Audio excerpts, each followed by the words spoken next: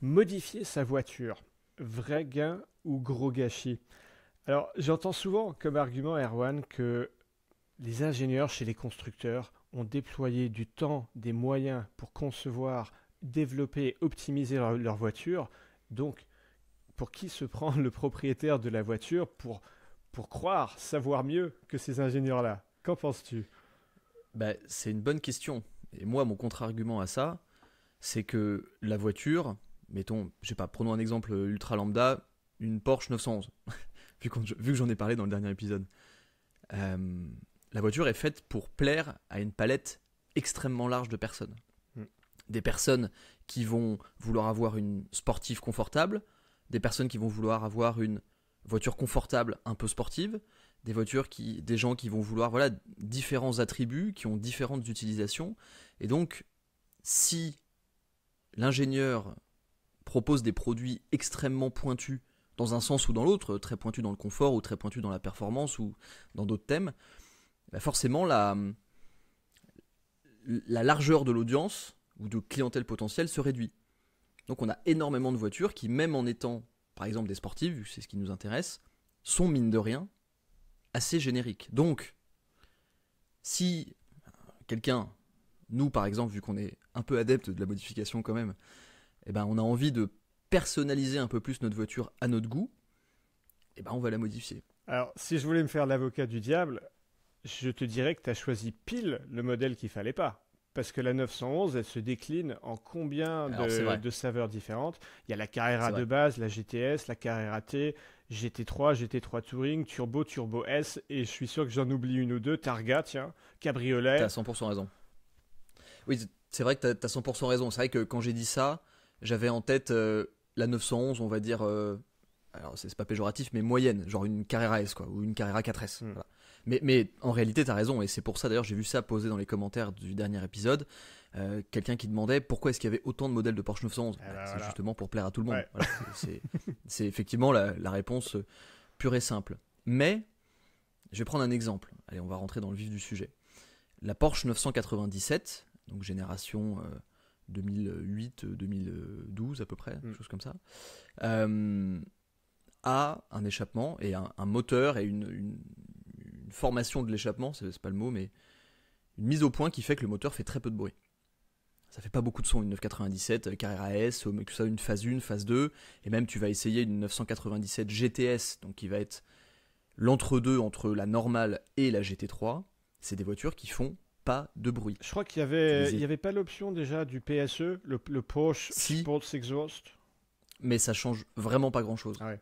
Et t'essayes une 997 sans échappement, même avec l'échappement sport d'origine, et avec par exemple un échappement SCART, Hmm. c'est pas la même voiture. Ouais. Et on n'est pas allé chercher très loin, on est juste allé amplifier un peu les décibels pour augmenter un peu la musicalité et l'expérience. Oui, bah les constructeurs doivent se conformer maintenant à des normes sonores qui sont mesurées par un décibelmètre avec la voiture en Mm. condition qui roule à côté du mesureur et les constructeurs ne sont pas libres de faire n'importe quoi.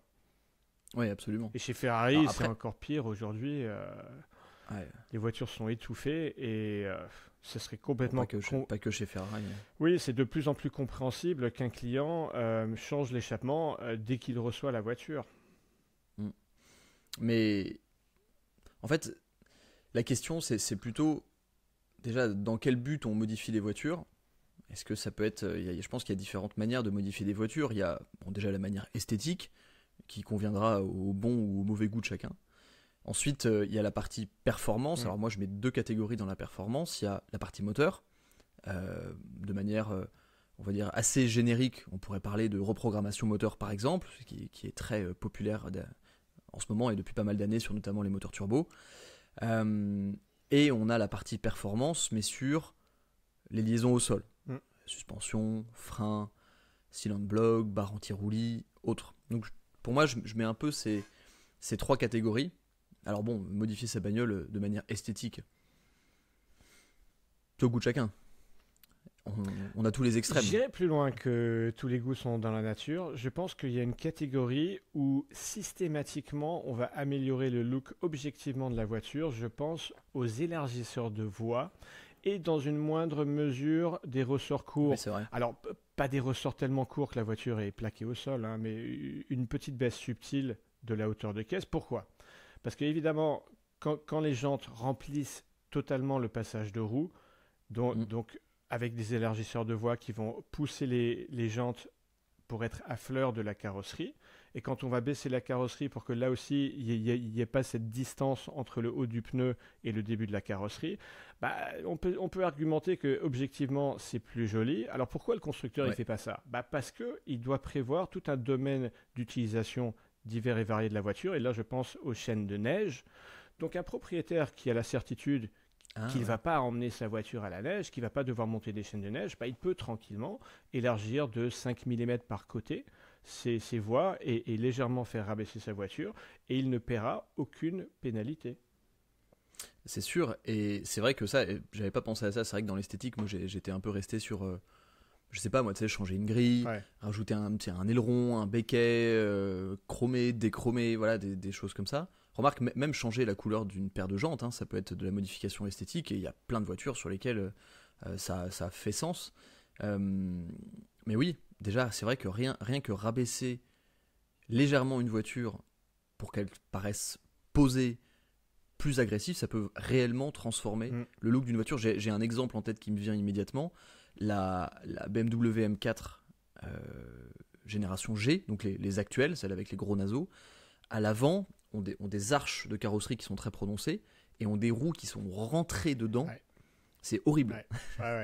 C'est absolument horrible. Et surtout, la voiture paraît assez haute. Et c'est vrai que là, tu te dis, bon, rien que des cales pour venir remplir un peu plus les arches, effectivement, ça fait la différence. J'ai des cales sur beaucoup de mes bagnoles. Même ma petite Panda 100 HP, elle a des cales. Elle a des ressorts courts, tiens. Je me suis posé la question. Mais d'origine ou c'est toi qui les as mis? Alors, je l'ai acheté comme ça. Mais si elle ne les avait pas eues, j'aurais acheté. J'ai habitude d'acheter des cales dès que j'achète une voiture parce que ça m'insupporte que les jantes soient trop rentrées. T'as une liste de modifications un peu obligatoires que tu fais quand t'achètes une voiture? Oui. Alors, le podcast va durer 2 heures. Non. En fait, mon b.a.-ba, ça va être les élargisseurs de voie et l'admission directe. Ah oui, et le pont court. Mais et le pont court. Mais là, ça part déjà. Je suis en train de devancer un peu.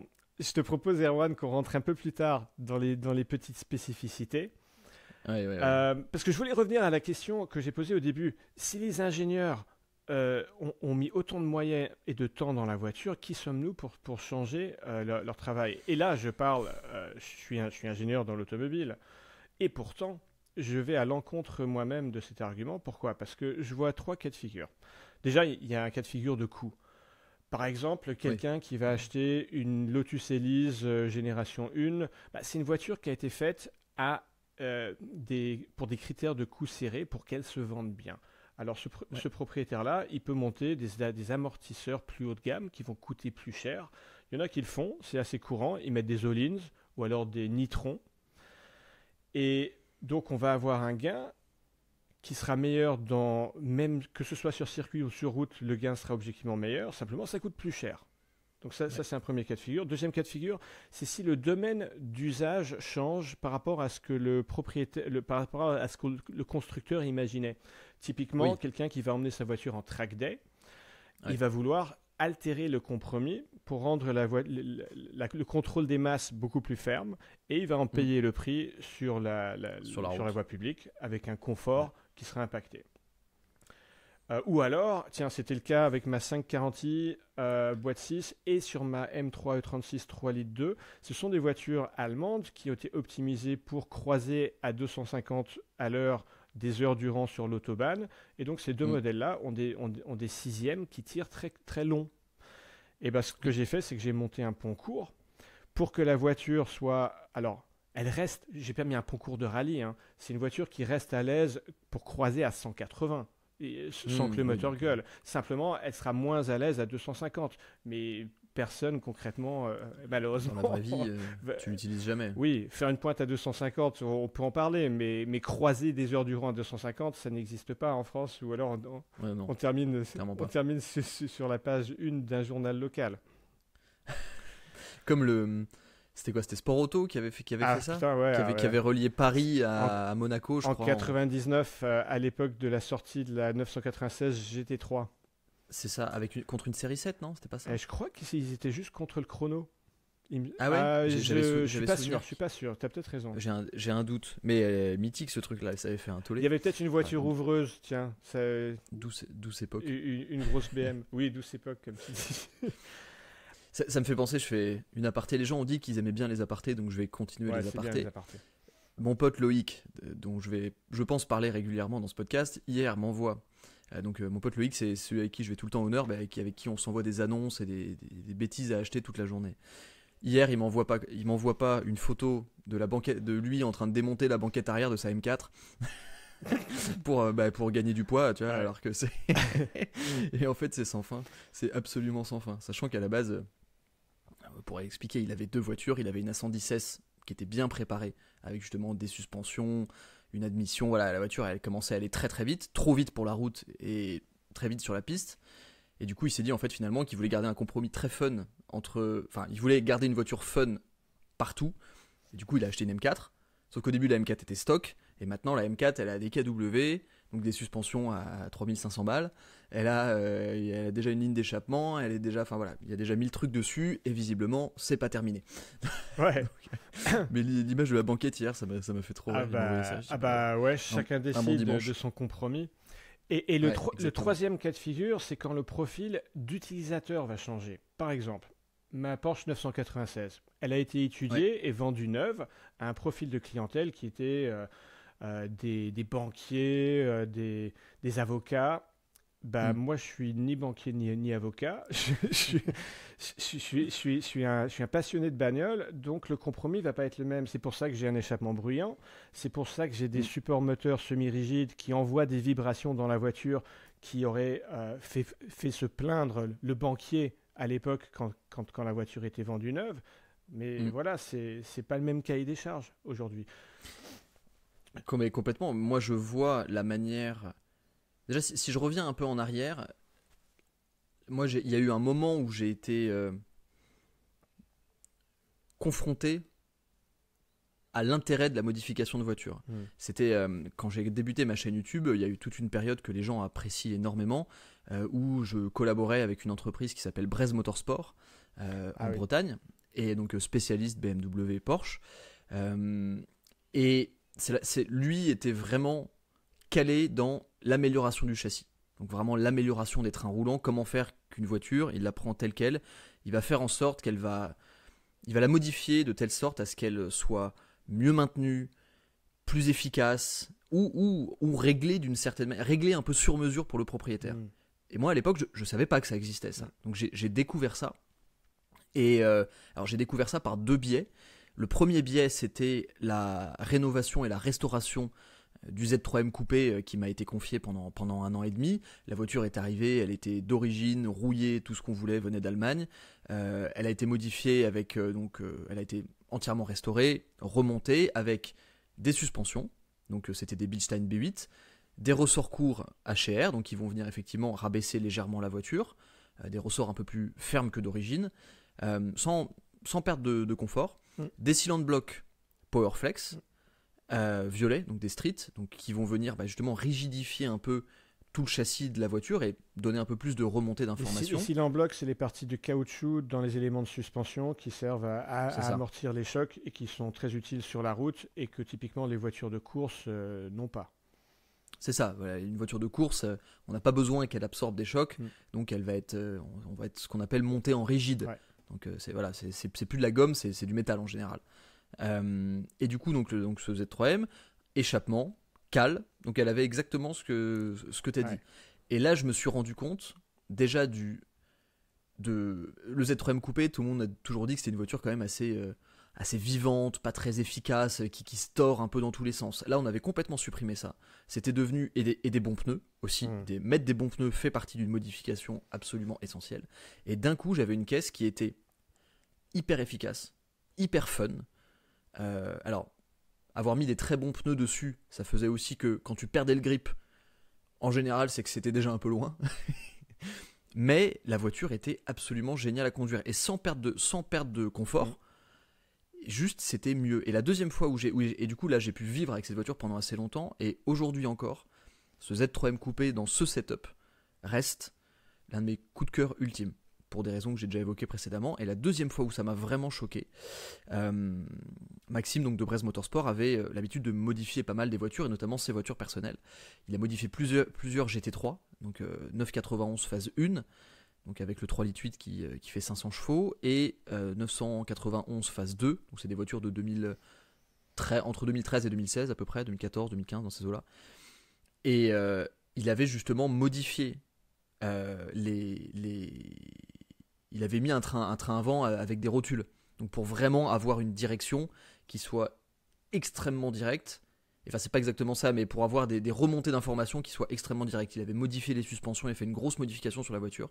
Et je me souviens avoir essayé à 4 jours d'intervalle la voiture sans les modifications et les voitures après les modifications.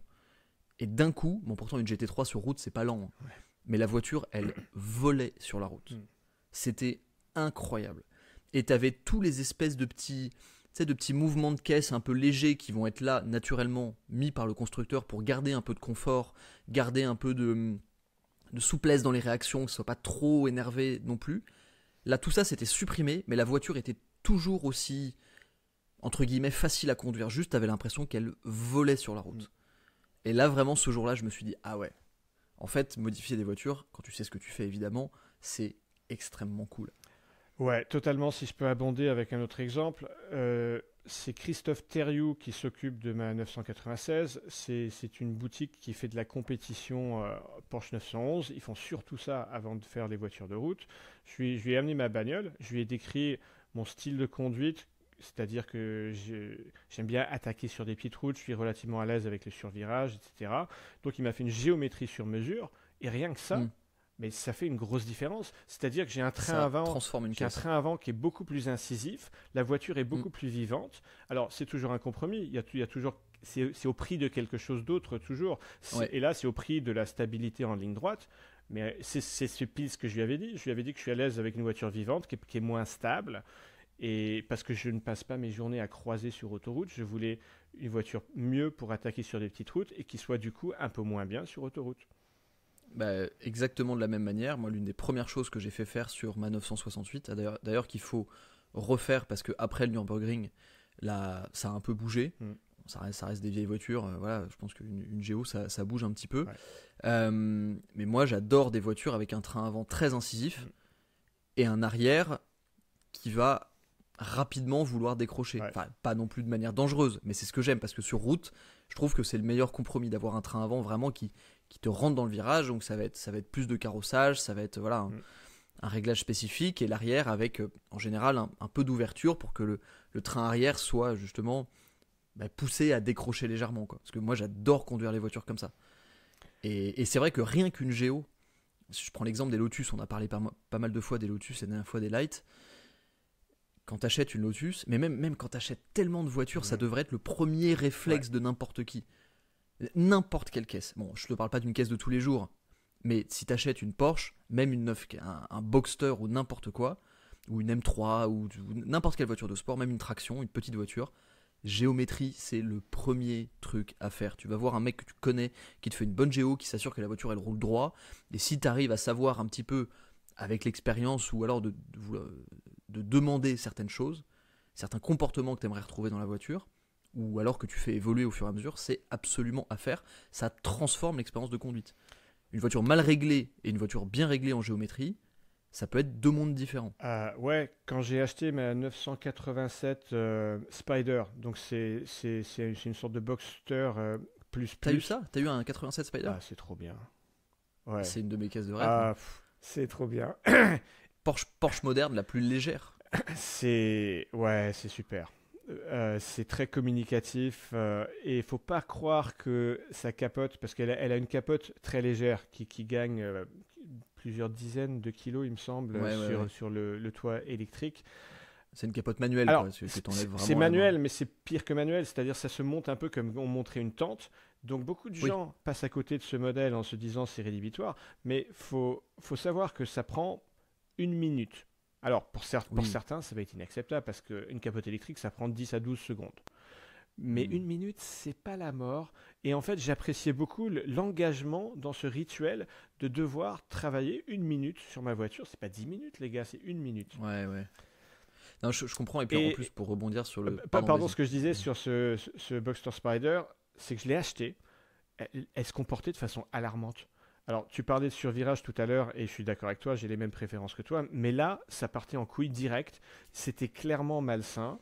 Je l'ai emmené faire une géométrie, bah, j'ai pas reconnu la voiture. J'ai retrouvé un truc Ah ouais. super. Ouais. Ça change tout. Moi, en ce moment, tu vois, j'ai un problème sur la 968. Je trouve la direction très lourde. Hmm. Et j'en ai parlé à plusieurs personnes qui m'ont dit qu'il était possible que ce soit. Alors, je suis pas expert, mais la verticalité de l'axe de la suspension par rapport à la roue, si ta suspension est légèrement vers l'avant, je crois que je me trompe pas, tu vas avoir une direction plus lourde parce que tu veux. Bon voilà, je sais pas trop comment l'expliquer. Mais en gros, tu gères le toe in ou le toe out. Et on m'a dit que ça pouvait, sur la 968, ça pouvait avoir une grosse incidence sur la direction. Ça. Et ça, tu le gères par une bonne géométrie. Et ça peut vraiment faire une vraie différence. Donc il faut que je fasse ça, il faut que je m'en occupe là. Mais j'ai un petit problème mécanique dessus. Donc, Oui, et ces histoires de géométrie, à nouveau, on s'écarte des préconisations du constructeur parce qu'on est prêt à accepter la contrepartie. Erwan parlait tout à l'heure de mettre du carrossage, c'est-à-dire à quel point les roues sont inclinées par rapport à la verticale. Si vous pensez par exemple à un skieur, quand il prend un virage, eh ben, il s'incline par rapport à la verticale. Bah, quand on met du carrossage, ça incline le pneu, donc il s'appuie mieux. Alors évidemment, la contrepartie, c'est qu'on va user plus de pneus, parce que le pneu incliné va user l'intérieur de la bande de roulement plus que l'extérieur. Et le banquier qui achetait une 996 neuf à l'époque, il aurait trouvé ça insupportable. Et c'était fait pour lui à l'époque, la voiture. Ouais, et pourtant, quand tu regardes une 980, enfin n'importe quelle 911, quand tu regardes le carrossage naturel qu'il y a déjà à l'arrière, pour en plus, parce que déjà, en général, ils mettent des grosses gommes parce que tu as quand même ce sac à dos. J'ai du 295 à l'arrière, c'est sur énorme. une C2. Ouais, sur une C2, parce que autrement, déjà, tu as le sac à dos qui envoie, mais quand tu regardes, en général, tu as quand même pas mal de carrossage à l'arrière du 911, parce que le but, c'est surtout que cet arrière ne bouge pas. Et donc, c'est assez amusant, et ça me fait penser, là, quand j'étais au Castellet le week-end dernier, là, quand j'ai fait des tours, j'étais dans la KTM, j'ai encore oublié le nom, mais Crossbow RSGT, machin, avec le toit qui s'ouvre, là, en mode fighter jet, là, et on suivait une M4 compétition qui était vraiment extrêmement préparée, elle était vidée, arceau, baquet, suspension, frein, tout. Et la voiture, elle avait les 4 roues qui étaient comme ça. Elle était en slick, la M4. Et quand tu la voyais dans les virages, par exemple sur un virage à gauche, tu avais le pneu qui est à l'extérieur du virage, qui était quasiment à la verticale. Donc il y avait un maximum de contact avec le sol. Et la roue qui était à l'intérieur du virage, il restait que je sais pas, 20% du pneu qui touchait encore le sol, tellement il avait de carrossage. Mais du coup, la voiture, elle marchait dans les virages. C'était incroyable. Mais ouais, déjà, c'est vrai que je pense que si devait y avoir une liste de l'ordre d'importance des modifications, déjà je dirais que la Géo c'est le truc. Ouais. C'est le truc parce que les gens qui sont peut-être pas forcément. Mais c'est. Non, on n'y pense pas. C'est un des premiers trucs que je fais faire quand j'achète une voiture. Dès que je sens qu'il y a un truc qui est peut-être pas optimum, c'est direct, je réfléchis pas. C'est obligatoire. Et donc, pour trouver des gens compétents, Internet est votre meilleur ami. Mais ça fait vraiment la différence et c'est un investissement qui vaut le coup. Je me souviens il n'y a pas longtemps là, quand je suis monté dans une Lotus Exige V6 430 Cup un peu préparée, je suis monté dedans, j'ai fait 400 mètres et je me suis dit la voiture elle est mal réglée. Et c'est pas pour dire que je sens quelque chose, mais quelques virages, la voiture je la sens pas, je la trouve pas stable, j'ai pas trop de sensation de ce qui se passe, alors que j'en ai déjà essayé qui était très bien réglé, où la voiture tombe sous la main. Ça fait la différence. Mais il y a un autre truc, un autre truc à vérifier quand on achète une nouvelle voiture, c'est l'âge des pneus. On n'y pense pas toujours. C'est quelque chose qui est marqué. C'est dans un petit cercle ovale sur le flanc du pneu. Vous avez un code à 4 chiffres, par exemple 04 05. Ça veut dire c'est la semaine et l'année. Donc 04 c'est le mois d'avril et 05 ça veut dire 2005. Dès lors que sur une sportive, vous avez des pneus qui ont plus de 5 ans d'âge, là, il faut commencer à se poser des questions. Et quand on atteint 10 ans d'âge, on ne se pose plus de questions, c'est poubelle directe. Quand j'ai acheté ma 996, elle avait, vous n'allez pas me croire, des pneus de 20 ans d'âge. Alors, c'est un peu le lot d'acheter. J'ai acheté pour une fois une voiture qui était faiblement kilométrée, mais parce que je ne l'ai pas Une bonne je bouteille. l'ai pas acheté pour ça. Elle avait que 77 000 km qu'elle avait fait dans ses premières années. Et ça se sentait dans son comportement, parce que la gomme durcit, la gomme se craquelle, elle grippe moins bien. Faut pas jouer avec ça avec des sportives. Ah bah non, ça fait toute la différence. Moi, Et je le sais que sur la contrôle série technique 5, ne nous le dit pas, parce que c'est pas un point de ah bah non, contrôle au contrôle non, technique. non, bien sûr.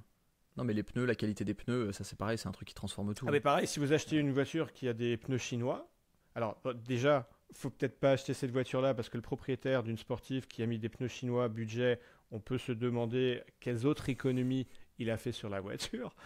Mais si malgré tout vous voulez l'acheter, bah, vous foutez les pneus à la poubelle et vous mettez un train de pneus premium.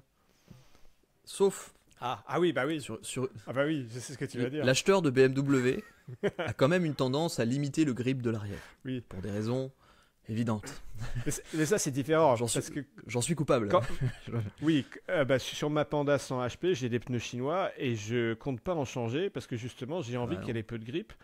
Mais c'est Les différent. grip more fun, hein. Quand on le fait en connaissance de cause, on sait qu'on Oui. a des pneus de merde. Du coup, quand il pleut, on va laisser beaucoup plus de marge parce qu'on sait qu'en cas de freinage d'urgence sur du mouillé, on va être en vrac direct.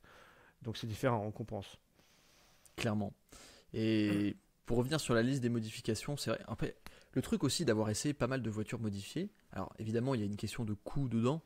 Il y a un peu, je pense qu'il y a deux écoles. Soit tu pars du principe que ta voiture, tu l'achètes telle quelle et tu la laisses comme elle est. Mm. Soit tu as en tête de la modifier et dans ce cas-là, c'est quasiment infini. Euh, C'est mais un peu le piège, la pente glissante. Ouais. ouais, mais Faut moi j'ai une savoir obsession. s'arrêter. Ah, ouais. Bon, de toute façon, en général, déjà, c'est ton portefeuille qui te dit de t'arrêter. Mais moi, j'ai une obsession pour maximiser le potentiel d'une voiture. Ouais. C'est-à-dire que quand je vais. Ouais. Je pense que c'est l'expérience d'avoir testé beaucoup d'autos qui me donne ça, mais quand je m'assieds dans une voiture, je vais avoir des prérequis automatiques parce que je vais imaginer cette voiture dans mon utilisation potentielle et de me dire, bah en fait, genre typiquement ma série 5, la série 5 40i au 34, qui a des rapports très longs, ça me saoule. Mm. Ça me saoule parce que, mine de rien, c'est un moteur qui est très coupleux, le V8. Donc, j'ai envie de pouvoir en profiter plus simplement sans tirer des rapports à l'infini et me retrouver à des vitesses de dingue. Donc, le pont court, bah, ça devient une évidence. Ce moteur, il fait un son extraordinaire. J'ai envie d'avoir du bruit d'admission. J'ai envie d'avoir du bruit d'échappement. C'est une voiture qui est quand même dynamique. Comme j'ai pu le tester, d'ailleurs ça m'a pas mal étonné. J'ai envie d'avoir un débattement de boîte de vitesse un peu plus court. J'ai envie d'avoir des suspensions qui vont maximiser le confort, mais qui vont quand même apporter un maintien de la voiture meilleur que d'origine. En fait, c'est infini, quoi. La 968, quand je l'ai achetée, je ne l'ai pas imaginé une seule seconde d'origine. Ouais. Petite parenthèse sur les ponts courts. Le pont, c'est le rapport de démultiplication du différentiel, c'est-à-dire que mettre un pont plus court, ça raccourcit d'un coup tous les rapports. Et ça veut dire que si vous avez un pont qui est 15% par exemple plus court, bah vous allez avoir mécaniquement l'effet d'avoir 15% plus de couple sur tous les rapports de boîte. Vous allez avoir une voiture qui est tout d'un coup plus vive, l'impression subjective qu'elle a perdu 200 kg parce qu'elle répond mieux sur tous les rapports.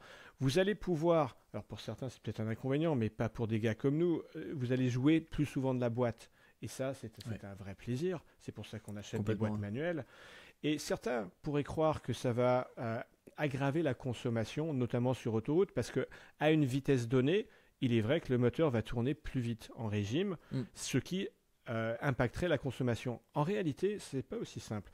Sur ma 540i, elle avait tendance à vouloir croiser sur son rapport d'origine. Si on ne faisait pas gaffe à la vitesse, elle avait envie de se mettre à 180. Quand j'ai mis le pont court, j'ai remarqué que la voiture avait plutôt envie, si je surveillais rien, de se mettre plutôt à 160. Parce qu'elle était moins à l'aise à très haute vitesse et un peu plus à l'aise sur des vitesses plus faibles. Et donc j'ai remarqué qu'il n'y avait aucun changement de consommation. Parce que quand je ne surveillais pas ma vitesse, j'avais tendance à rouler un peu moins vite que quand j'avais un pont long. Donc l'un compensait à peu près l'autre. Oui, ça s'est adapté. Bah, effectivement, tu vois, même sur la 968, j'y ai pensé un moment. Je me suis dit, bon, parce que le moteur est très coupleux, c'est une grosse cylindrée. Mais j'ai lu pas mal de commentaires, de retours de propriétaires de PMA, donc de Porsche à moteur avant et notamment de 968, qui m'ont tous dit volant moteur allégé donc pour permettre une envolée dans les tours plus légère et un pont court, légèrement plus court, ça rendait une voiture assez explosive, quoi, assez ça, vive. c'est une des modifs que je fais souvent sur mes voitures, le volant moteur allégé. Alors, il faut bien dire aux spectateurs, il y a une contrepartie. Sur quelle voiture je le remarque le plus? Oui, ma E21 323i, c'est-à-dire ma série 3 de 1981. J'ai un volant moteur allégé. Ça veut dire que quand on met le petit coup de gaz pour rétrograder, on a un moteur qui est vif. Pas complètement comme une moto, mais entre une moto et une voiture, ça s'en rapproche. Beaucoup plus vif. La contrepartie théorique, c'est que potentiellement on peut caler plus facilement, encore que je ne le remarque pas vraiment sur cette voiture-là. Mais la contrepartie principale, c'est que quand on est au point mort dans un embouteillage ou au feu rouge, eh ben on a une espèce de bruit d'engrenage, ça fait crrrr. Pourquoi ? Parce que les vibrations cycliques du moteur sont moins amorties et donc les petites vibrations cycliques sont transmises dans la boîte de vitesse et ça fait un crrrr, ça fait vibrer les engrenages. Encore une fois, pour un avocat qui achetait la voiture neuve, c'est insupportable, mais quand on utilise la voiture comme objet de fun, de passion, là ça devient supportable. Je pense que pour se représenter ce que fait ce bruit, aller regarder un essai de Porsche 911R moderne ou de Porsche 911 ST, donc les dernières, les 992. Alors j'ai essayé la 911R, pas la ST, mais effectivement, quand tu es au point mort, t'entends un truc qui résonne, qui tourne dans la voiture, et ça c'est le bruit d'un volant moteur allégé. Quand j'ai fait l'essai YouTube de ma 997 GT3 RS, j'ai bien fait écouter aux spectateurs le bruit des engrenages au point mort, et c'était tout à fait audible dans la vidéo. Ça c'est sûr. Mais c'est vrai qu'après, oui, de toute façon, l'ingénierie automobile, c'est toujours une question de compromis. D'ailleurs, c'est pour ça que toujours une question de compromis. Erwan, c'est toujours un échange. Ça me fait hurler de rire, les gens qui disent ouais, moi je veux une voiture sans compromis. Non, ça n'existe pas. La phrase est absurde. Et c'est d'ailleurs ce qu'il y a de plus chiant au final. Mais en fait, ça n'existe pas parce que ce que Erwan veut dire par une voiture sans compromis, par exemple, tu penses à une voiture de piste, une voiture de course carrément, qui est utilisée sur route. Mais même là, en fait, justement, le compromis est shifté complètement dans le sens de la piste. Donc, il y a toujours un compromis de fait. La notion même de sans compromis, c'est un non-sens. Oui, bien sûr. Et je trouve d'ailleurs que plus j'ai cette voiture, je pense que c'est comme toi, plus t'en as possédé, plus ton idée de ce que tu voulais d'une voiture, quand tu as ton cahier des charges, t'achètes une voiture, je sais pas, mettons, allez, on va rester sur un exemple qu'on connaît, une BMW. Ton expérience des BMW, des différentes BMW que tu as eues, te permet de savoir immédiatement quel potentiel tu vas pouvoir extraire de la voiture, quel potentiel tu ne vas pas pouvoir extraire ou tu ne voudras pas extraire parce que justement le compromis sera trop grand ou trop gros. Et donc tu as une idée à peu près immédiate de ce que tu veux faire dessus, quoi. C'est-à-dire, j'ai payé des pots cassés qui m'ont apporté cette expérience-là. Je pense par exemple, à un moment, j'avais comme beaucoup d'entre nous ce fantasme de la voiture de course sur route. Et donc, j'ai acheté une Porsche 993, mais qui était totalement coursifiée. Elle participait à un championnat de course. C'était plus du track day, là. C'était vraiment, elle avait des numéros sur les portières et sur le capot avant et des stickers de sponsors. C'était vraiment la maxi voiture de course. Et moi, je me suis dit, mais c'est génial parce qu'elle a encore sa carte grise, elle a encore son immatriculation. Je vais rouler avec une vraie voiture de course sur la route. Je suis allé la voir. Le mec m'a emmené faire vite fait un petit tour avec. J'ai pu la conduire. C'était ultra excitant. Donc je me suis dit, putain, je vais même pas arriver à négocier. Je signe direct, je l'achète. Sauf que Erwan, quand j'ai voulu... Je vois le truc venir. Quand j'ai voulu la rouler sur la route un peu plus que 20 minutes à la fois, mais en fait, c'était juste un calvaire.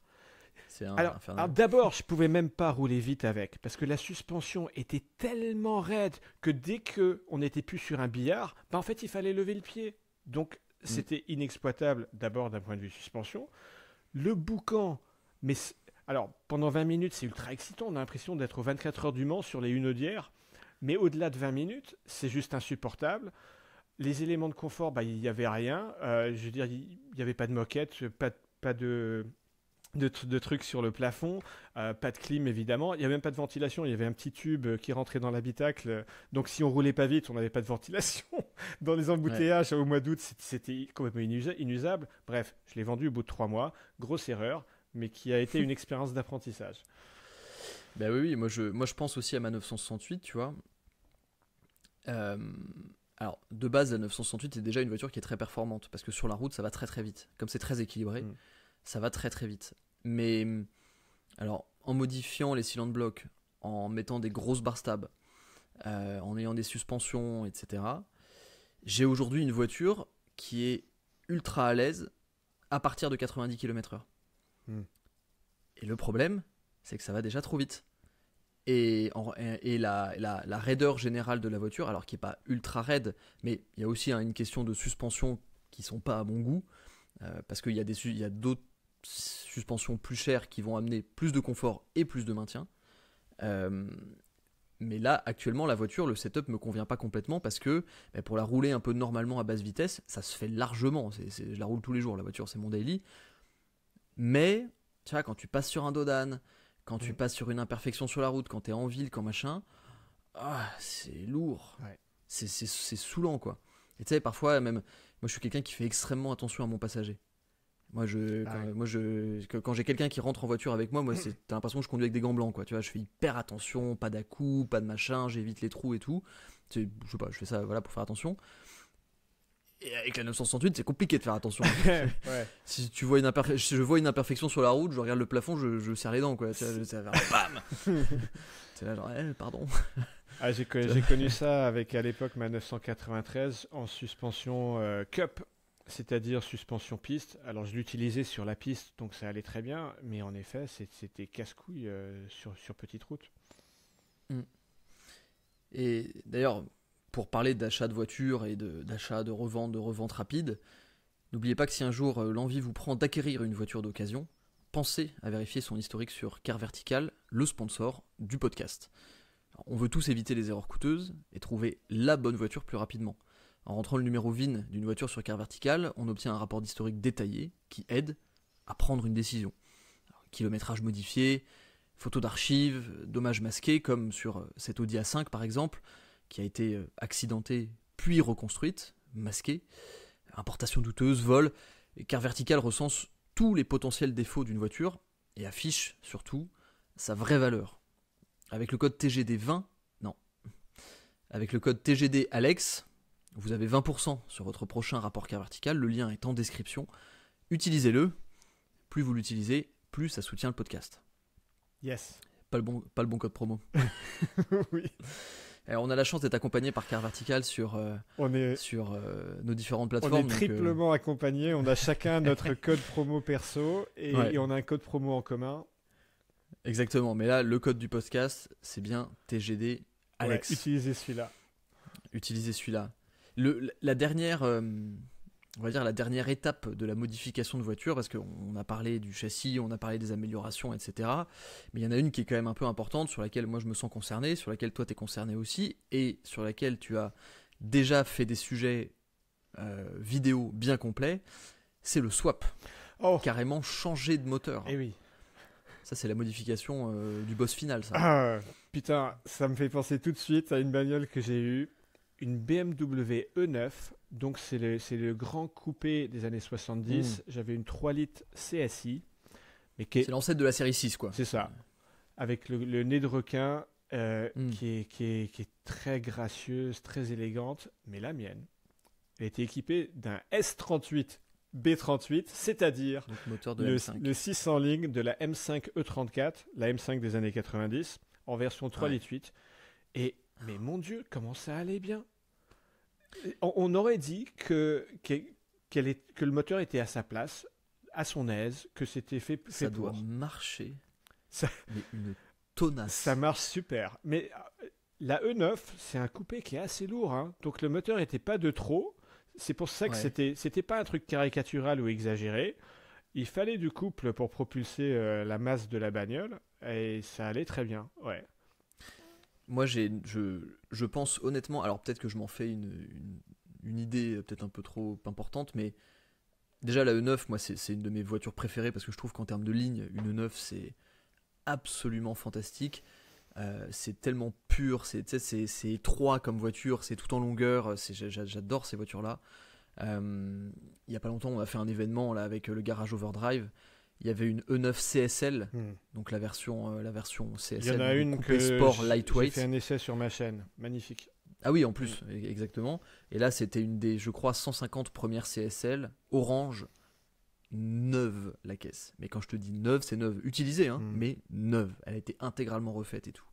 Et franchement, j'ai vu ça, j'ai dit, mais c'est une des plus belles voitures qui existent, c'est pas possible. Pour moi, c'est un peu le Graal de la BMW, la E9. On est assez d'accord. Et ce swap-là, avec moteur de M5 E34, je sais pas pourquoi, mais je l'ai en tête comme le truc ultime, quoi. Le Ouais. truc qui te permet de rouler dans une capsule temporelle, mais qui, en termes de plaisir, t'en met plein la tronche, quoi. Et puis alors là, allez-y sur les modifs, hein. Alors Alors, là, concours, mais là, mettez il tout, y hein. avait la boîte qui allait avec, la boîte 5 avec la première inversée, parce qu'une 3 Les litres trags. CSI d'origine, c'est une boîte 4, donc c'est Oui. pas ouf. Mais donc ça, ouais. Moi, j'ai roulé avec une voiture swappée pas mal avec le projet de M3 Touring. Alors là, pour le coup, en Mm. termes de modifs, on peut pas aller plus loin, hein. Ah ouais, ouais, ouais. Pour rappel, bon, je pense que à peu près tout le monde a suivi ce projet, mais j'avais lancé comme projet avec Lucien, la boiserie, le projet de recréer le concept de M3 E46 Touring, donc de M3 Break des années 2000, qui n'existe qu'en un seul exemplaire officiel, qui est au musée BMW. Et donc on est parti d'une base de 330i E46 phase 2, qu'un vaillant polonais avait swappé intégralement, donc il avait mis moteur, train roulant, châssis d'une M3 E46, que des pièces originales, que des pièces qu'il avait démontées, brossées, repeintes. La caisse était neuve. Et nous, on a fait faire par les gars de RP Motorsport, qui sont des préparateurs carrossiers vraiment excellents que je recommande vivement si vous avez des trucs à faire sur vos BMW, qui ont recréé plus de 180 heures de travail manuel, je crois, une carrosserie de M3 E46. Donc à la fin, on avait vraiment une M3 E46 break. Donc c'était un swap. Pour la partie légalité, je vous laisserai aller regarder la vidéo d'Alex. Ouais, j'ai une vidéo de 43 minutes qui parle que des aspects légalité, Voilà. dans laquelle j'interviewe avocats, assureurs et experts agréés. Ça vaut le détour. C'est ça. En sachant que nous, la voiture était assurée en flotte sur la boîte de Lucien en tant que prototype. Et oui, Donc on était tranquille. ouais, c'est ça. Sauf quand je la conduisais, parce que techniquement je fais pas partie de la boîte de Lucien. Ah oui, oui. Mais ça c'est un autre détail. Oui. Mais bon voilà, chacun ce truc là. Et c'est vrai que cette voiture là, bah en fait pour moi c'était, en tout cas dans mon expérience, c'était un peu la voiture ultime parce qu'on a carrément recréé une voiture qui n'existe pas. Qui existait dans les rêves de chacun, mais on a... BMW a fait un prototype Ouais. et le projet est resté à l'étape du prototype. Ouais. Et donc là, effectivement, on avait la voiture ultime. Et aujourd'hui, là, c'est des copains là, qui ont la société Frozen Garage qui font du nettoyage cryogénique, à qui j'ai fait acheter cette voiture et qui l'utilisent comme outil de communication sur leur activité. Et je déjeunais avec eux cette semaine. Et ils disaient, mais cette voiture, c'est toujours aussi génial. Surtout qu'en plus, on avait fait faire un setup sur mesure avec des KW V3, donc des suspensions quand même de grande qualité, avec une géométrie parfaite, des gros freins, tout. Une ligne d'échappement sur mesure chez ProWeld, avec des valves et tout. Et la caisse, c'est un truc ultime, quoi. C'était absolument génial. Je regrette de ne plus avoir cette voiture, mais malheureusement, j'avais dû m'en séparer. Mais ouais, ça, pour moi, c'était un peu le maximum de la modif qu'on pouvait faire. Et surtout, c'était le maximum de la modification, mais quand tu voyais la voiture en vrai, en fait, tu te disais, bah en fait, BMW aurait pu la sortir comme ça, quoi. Ah ouais, Tellement ouais, elle est ouais. bien faite cette Ouais. voiture. Tu vois le travail de carrosserie, tu te dis, mais c'est incroyable. Et ça me fait penser d'ailleurs qu'il y a plein de gens qui nous avaient dit, ouais, quand je l'ai vu en vrai, j'étais un peu déçu. Et en fait, j'ai dit, bah ouais, mais c'est le meilleur commentaire que tu peux nous faire, parce qu'en fait, on a l'impression que la voiture elle est d'origine. Ah bah oui. Et en fait, les gens disaient, ah ouais, c'est vrai. Je dis, bah voilà, c'était l'objectif. L'objectif, c'était pas de faire Ah un bah truc. oui. Mais donc. Ah, la modification de voiture, c'est un truc un peu sans fin, hein. On l'a dit tout à l'heure à deux C'est une mots, maladie. Erwan, on a parlé des préparations performance moteur et tu as lâché le mot reprog qui est Ah, un mot qui revêt tout un tas de subtilités. oui.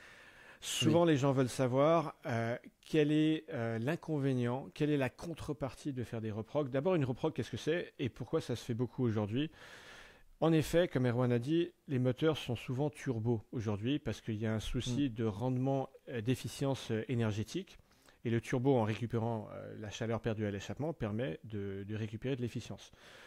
C'est très facile de préparer et de faire booster en performance un moteur turbo parce qu'on intervient dans la cartographie du calculateur moteur pour augmenter la pression de suralimentation qui est admise dans le moteur. Je l'ai Mm. vécu parce que j'ai déjà eu une Porsche 996 Turbo S. Et donc ça, c'est un modèle qui, par rapport à la turbo normale, il y a des turbos qui sont plus gros. Mm. Et la voiture passe à 400, c'est 420 la turbo normale, 450 la turbo S. Et S, la ouais. mienne, avec une simple modification, donc avec un laptop qui était branché dessus par un préparateur, Électronique. on est passé de 450 à 577 chevaux. C'était mesuré La vache. au banc à rouleau. Et mon Dieu, l'effet sur la route, mais c'est titanesque. Parce que Ah bah. la courbe de couple, on se retrouve avec un truc dinosauresque. Alors la contrepartie, c'est quoi? Bah, déjà, les constructeurs doivent prévoir tout un tas de marges de sécurité parce que la voiture doit être prévue pour utiliser du carburant de très mauvaise qualité si jamais on se retrouve en Afrique du Nord en train de rouler dans le Sahara. Euh, Également en haute altitude, quoi d'autre? La durabilité. Moi, je Ouais. savais que je ne comptais pas faire 400 000 km avec ma Turbo S, donc j'étais prêt à ce que la voiture ne dure que 200 000 km et pas 400 000. J'étais prêt à éventuellement accepter qu'un jour il puisse y avoir un organe mécanique de cassé. Bon, elle n'a rien eu, hein. C'est des bagnoles solides. C'est solide. Quoi d'autre? Les carburants. Euh, on peut typiquement que mettre du 98 parce que sinon on peut engendrer du cliquetis dans ce genre de voiture. Mais oui, voilà, voilà les contreparties. Donc ça peut être acceptable, ça coûte peu cher. Et à comparer avec ce qu'on appellerait aujourd'hui une préparation à l'ancienne, c'est-à-dire si on veut extraire une hausse significative sur un moteur atmosphérique, ah bah là, c'est pas la même paire de manches et ça coûte un bras. Je sais de quoi je parle parce que je l'ai fait faire sur ma E21 323i. J'ai fait mettre un 2,5 litres, alors toujours de la famille moteur M20, donc c'est très proche, mais le 2,5 litres issu de la série 3 qui est venue ensuite, la E30. Mm. Course augmentée, alésage augmenté pour passer à une cylindrée de 2,8 litres, piston haute compression, culasse retravaillée pour circuler davantage de flux, des arbres à cam à levée plus haute et à durée d'ouverture de soupape plus longue, les ressorts de soupape plus raides pour encaisser des régimes plus élevés, des grosses soupapes, des gros injecteurs, un boîtier de contrôle moteur moderne avec un contrôle moteur dédié à la voiture. Là, ça Une va. liste longue, quoi. La liste est longue et la facture très longue aussi. Alors, Oui. j'ai mis en préparation sur cette voiture parce que évidemment j'ai pas fait que le moteur, ce serait complètement Mm. déséquilibré. Donc elle a des gros freins, suspension adaptée. Elle a un gros pont de E30, mais pour monter le gros pont, il faut un gros berceau custom. Des, Oui, c'est vraiment sans fin, il y quoi. a la boîte de On disait tout à l'heure, vitesse. hein. Elle a une boîte 6 d'une série 1 moderne.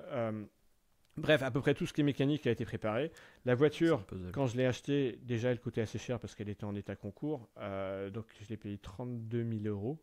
Et Ah ouais, quand mis même. derrière dedans bah, plus que le prix de la voiture. Ah ouais. J'ai mis 40 000. Ça, T'as mis 40 000 dedans? j'ai mis Erwan 40 000. Waouh. Alors, les gars, arrêtez avant de me juger. Ma Non, bah, justification pour m'auto-manipuler moi-même, oui, parce oui, qu'on c'est on est vraiment. champion là-dedans, hein. C'est des maths de mecs, ça, hein. Ouais, les mathématiques de mec. En fait, je venais de vendre une 993 C2 cabriolet et qui avait beaucoup pris de valeur. Je l'ai vendu 70 000 euros. Et j'étais tellement emballé par ma E21 que je me suis dit, mais si je fais les bonnes modifs, je vais obtenir une expérience de conduite qui vaudra Ouais, pour similaire. moi 70 000 euros. Donc c'était ça ma Ouais. justification. Et je ne l'ai pas regretté parce que, en effet, mais l'expérience de conduite, on a une, une mini berline. Alors, c'est pas une berline parce que c'est un coupé, mais il y a 5 places. Donc je peux emmener mes enfants.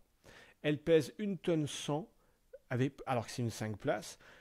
Mm. Elle est incroyable à emmener, à cravacher sur des petites routes parce que la légèreté est omniprésente, parce que le comportement est à la fois rigoureux mais aussi à l'ancienne, donc ultra communicatif. Je pense que, honnêtement, j'ai obtenu une expérience de conduite à 70 000 euros. Ah bah, alors ça c'est intéressant ce que tu dis. Quand tu dis l'expérience de conduite à 70 000 euros, moi c'est comme ça que je note les voitures. C'est-à-dire que je Ouais. vais prendre une voiture, je vais dire ok, voilà ce qu'elle me donne, voilà ce que je peux peut-être en extraire, avec plus de modifications, et voilà la valeur la valeur financière à laquelle j'accorde cette voiture par rapport à l'expérience qu'elle va me donner. Voilà. Et moi c'est comme ça que je regarde les voitures. Je regarde Alors, ceux qui, un ceux cahier des charges, qui, un ceux potentiel. qui sont en train de pianoter dans les commentaires, non mais Alex, c'est n'importe quoi, tu vas pas récupérer cet argent à la revente. Oui, On s'en oui, fout. je sais. On s'en fout. Euh, Alors, vous aurez compris qu'on n'est pas toujours dans cette logique-là. Je sais, ce serait un suicide financier de faire une voiture comme ça et de la revendre assez vite. Bon, je vais pas m'épancher sur ma BMW Z1 parce que j'ai un peu fait cette connerie-là et du coup j'ai perdu beaucoup d'argent. Il faut vouloir la garder un certain temps, la voiture. Euh, De toute manière, c'est un mais jeu. Hein, ça me fait penser ton truc de valeur de l'expérience de conduite. C'est pour ça que j'ai revendu, j'avais une époque, une Fiat Dino Spider. C'est un petit cabriolet Fiat de fin des années 60, début des années 70, qui est monté d'usine avec un moteur Ferrari, Avec le moteur Ferrari de la Dino, ouais. en 2 litres ou en 2 Ouais. litres 4. Donc Ça ressemble un peu à une 504, non? C'est un peu ça cette ressemble un peu à une forme-là, 504, ouais. Peugeot C'est 504. très fluide, c'est très joli, mais Ouais. avec un V6 issu de la compétition qui prend 8000 tours, s'il te plaît. Ouais, Et le moteur, c'est un monument, sauf que le châssis, il suit pas du tout. J'avais la version Oui. 2 litres avec une suspension, plutôt une berline. avec un essieu rigide à l'arrière. C'était un peu n'importe quoi. Je l'avais payé 54 000 euros. Je l'avais acheté en plein hiver. Je l'ai revendu 18 mois plus tard parce que le marché avait tout d'un coup flambé. Je l'ai revendu 82 000. Pourquoi je l'ai revendu à ce moment-là? Parce que je la kiffais toujours, mais simplement pour moi, Erwan, l'expérience de conduite n'était plus une expérience à 80 000 euros. Et donc, Ouais. j'étais plus d'accord pour la garder, si tu veux. Donc, Ah, mais ça fait donc sens. au Hein. revoir. Il y a plein d'autos comme ça. Tu vois, moi, on parlait des Alpines la dernière fois et je reparlais de l'Alpine de mon pote Loïc, là. Quand tu regardes aujourd'hui tu vas sur le Bon Coin, tu tapes Alpine, tu regardes les A110S, tu vois, il y a beaucoup de voitures. Donc les A110S un peu qui viennent de sortir, elles sont à 90 000 euros. Et t'en as même certaines, tu vois, les éditions spéciales, les San Remo, qui sont bleues, les Tours de Corse qui sont jaunes. Clairement, c'est des stickers. Les voitures, elles sont à vendre 100 000 balles. Ouais. C'est-à-dire, c'est le double, Voilà. quasiment, d'une Alpine A110 bien achetée, sur laquelle t'as mis, vas-y, des ressorts et un échappement. Hmm. Alors, il y a sûrement des gens qui vont me dire ah, quoi, mais non, mais si, je te confirme que tu t'es fait enfler.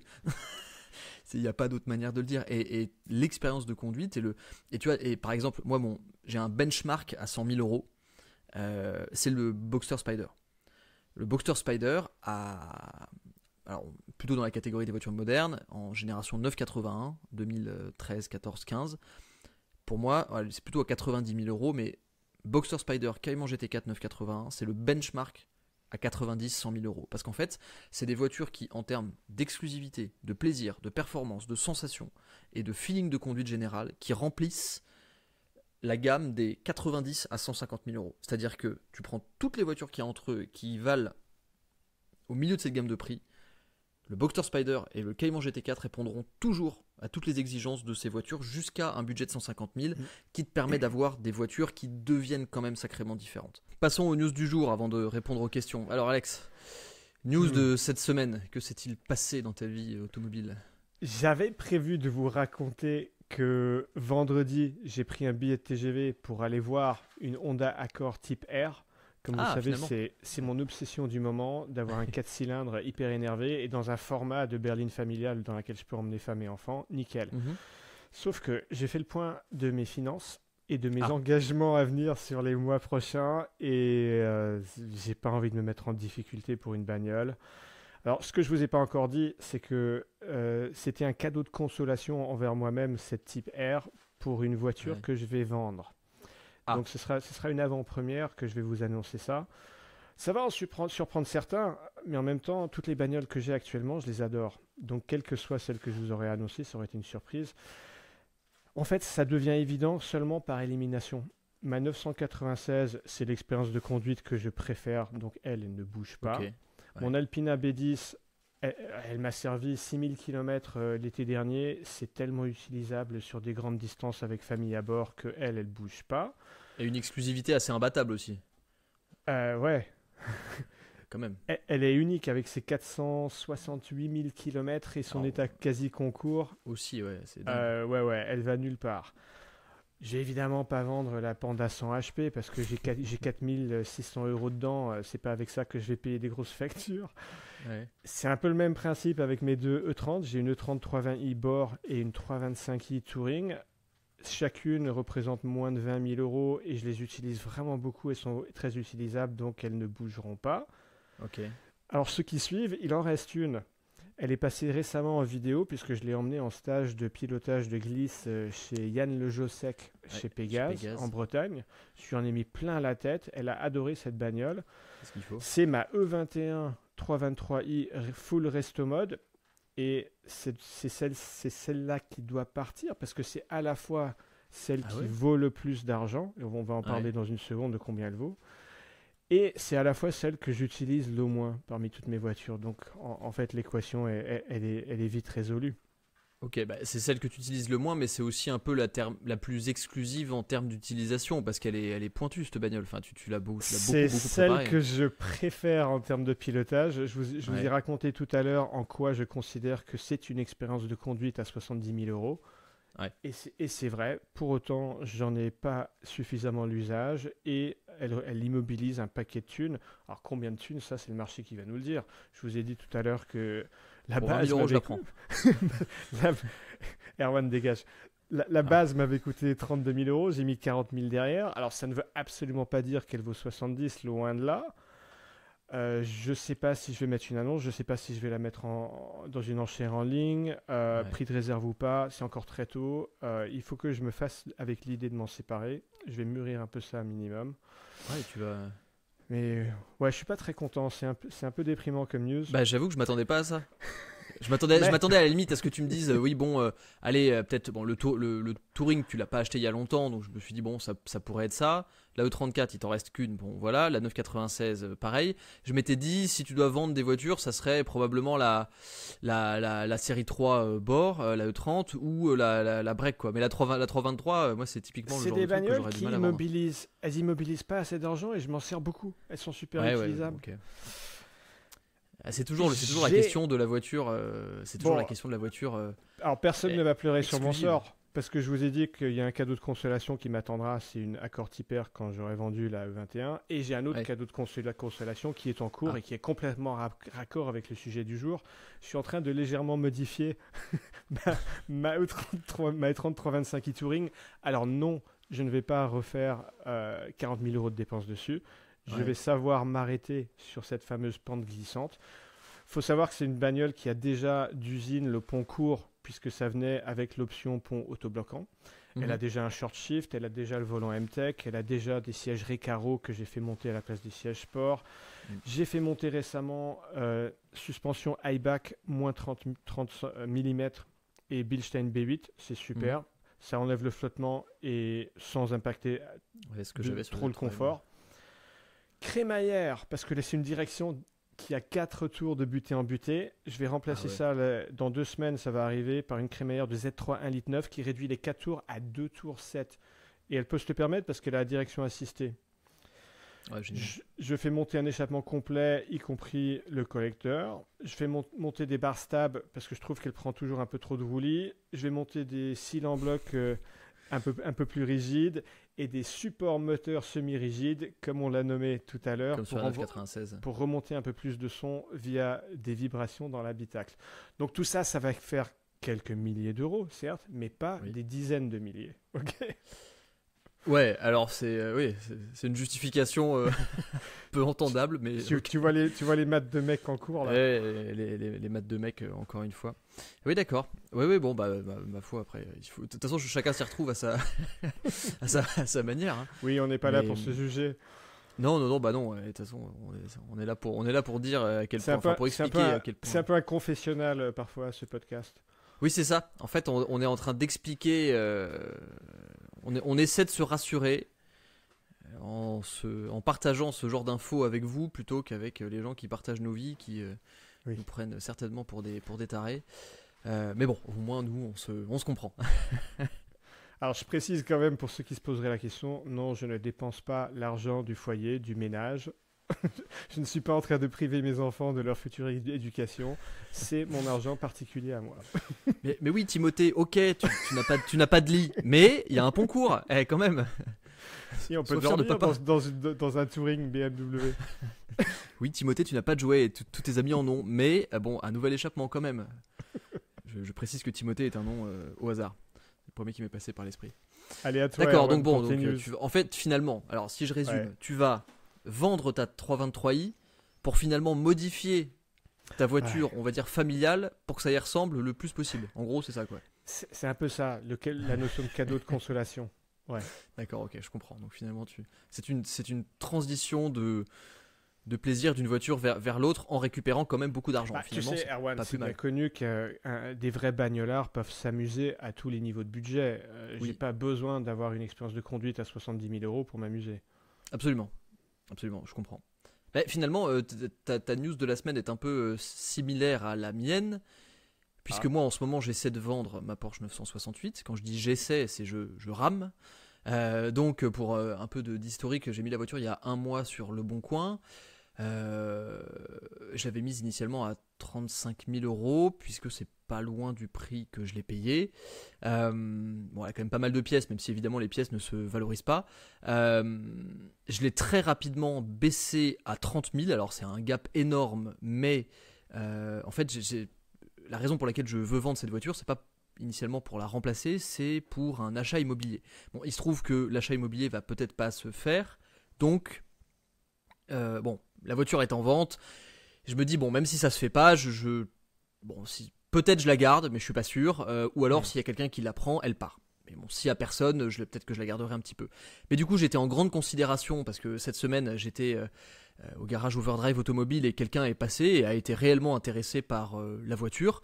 Quelqu'un qui a immédiatement compris que c'était pas une pièce de musée, cette voiture, mais que c'est une voiture qui roule, qui ne m'a posé aucun problème en 20 000 km, qui est fiable et qui est finalement une voiture qu'il faut voir comme une voiture à utiliser. Voilà, c'est pas une voiture à parquer dans un garage sous bâche, même si chacun fait ce qu'il veut, mais en l'occurrence... Depuis le traitement de carrosserie que tu as fait, elle est belle. Elle peut trôner au centre d'une belle collection. Bien sûr, elle peut...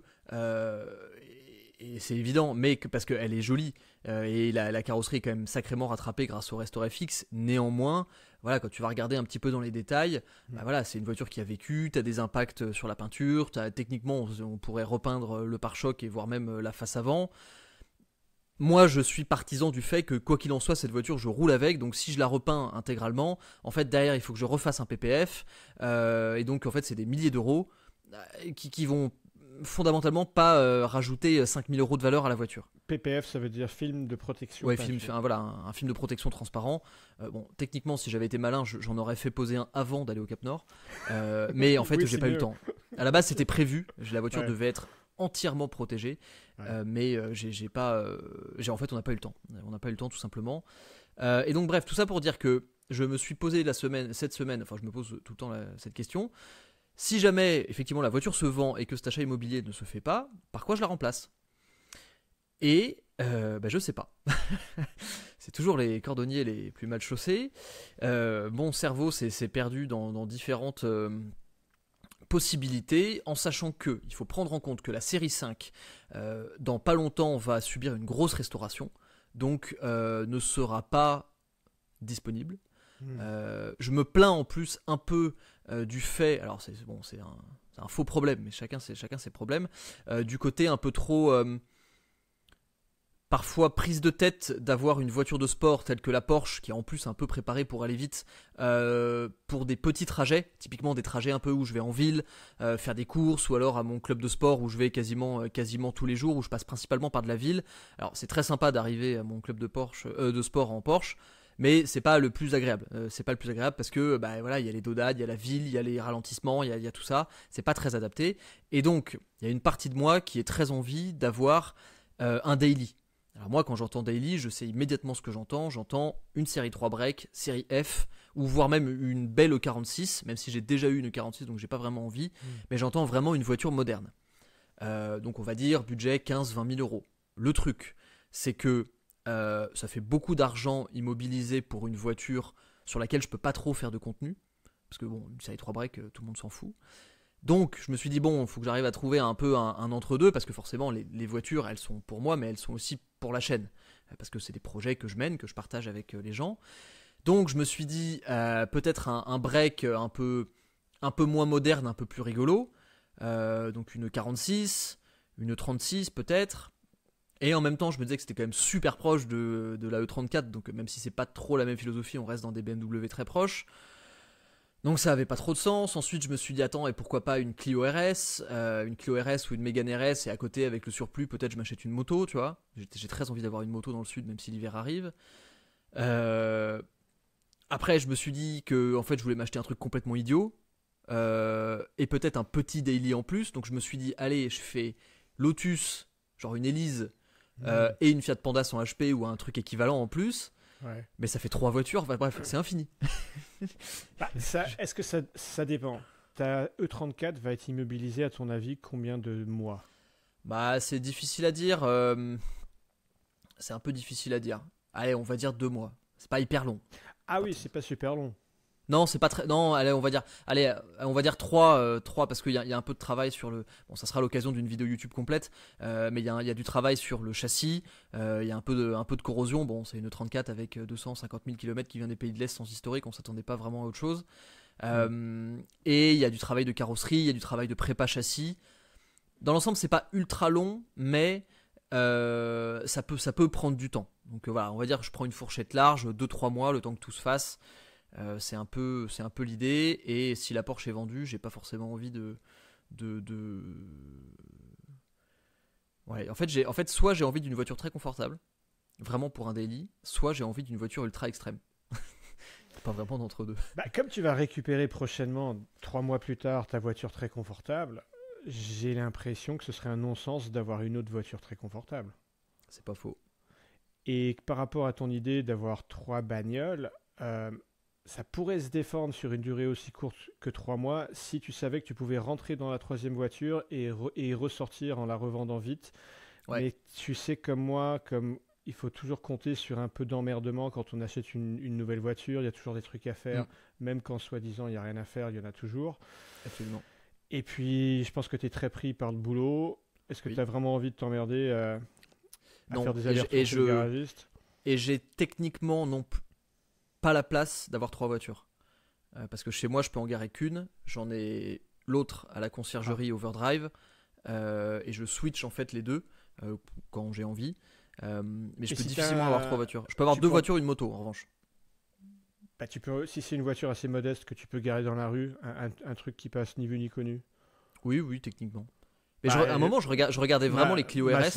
Ma 100 HP à Gentilly, dans le sud de Paris, je la garde dans la rue. Hein. Oui, remarque, c'est vrai qu'une voiture comme ça. Et tu vois, je regardais 2 voitures. Je regardais les... En fait, j'ai envie d'une petite caisse. J'ai envie d'une petite caisse rigolote. Tu vas pas avec laquelle. un touring. Qu'est-ce que tu vas foutre d'un touring? Ah, attends, j'ai un copain tout à l'heure qui m'a envoyé la. Ça me donne des idées terribles. Mais tout à l'heure, j'ai un de mes très bons amis qui était d'ailleurs il s'appelle Paul. Il est instructeur de pilotage et extrêmement bon pilote. C'est lui qui avait réglé la M3 Touring. Donc c'est lui qui m'avait fait vraiment le réglage châssis de la M3 Touring. C'est un mec qui pilote ultra bien, qui vient du rallye.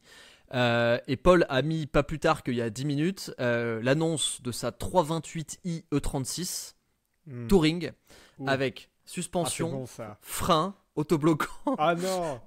Et tu vois, en plus lui, je sais que la voiture est très très bien mise au point.